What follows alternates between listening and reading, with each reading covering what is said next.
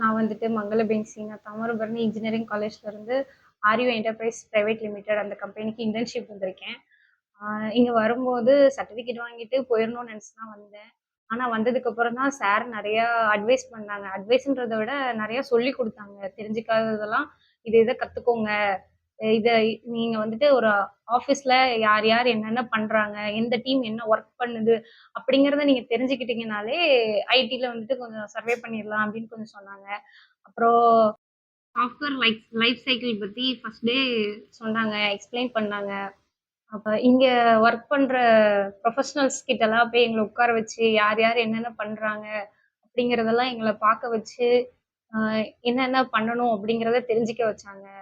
அப்புறம் step by ஸ்டெப்பா ஒவ்வொரு மீட்டிங்ஸ்ல எங்களை உட்கார வச்சது, ரியல் டைம் எக்ஸ்பீரியன்ஸ் எங்களுக்கு குடுத்தாங்க. ஒரு கம்பெனில என்னென்ன பண்றாங்க அப்படிங்கிறத நாங்க லைவா உட்கார்ந்து பார்த்தோம். அது எங்களுக்கு ரொம்ப ஹெல்ப்ஃபுல்லா இருந்துச்சு.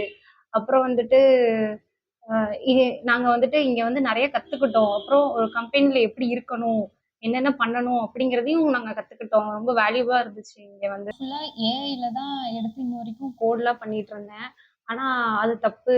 நமக்கு கொஞ்சமாவது பேசிக்ஸ் தெரிஞ்சுட்டு அதுக்கப்புறமா ஏஐ யூஸ் பண்ணா நல்லது அப்படிங்கிறத சார் சொல்லிக் குடுத்தாங்க. நெறைய பேசிக்ஸ் தான் நாங்க ஒண்ணுமே தெரியாம தான் இருந்தேன். ஆனா இங்க வந்து நெறைய கத்துக்கிட்டேன் பேசிக்ஸ்ல. ஆ அப்புறம் வந்துட்டு ரொம்ப யூஸ்ஃபுல்லா இருந்துச்சு இந்த கம்பெனி வந்தது. இந்த ஆப்பர்ச்சுனிட்டிய குடுத்ததுக்கு ஆர்வி என்டர்பிரைஸ் பிரைவேட் லிமிடெட்க்கு ரொம்ப தேங்க்ஸ்.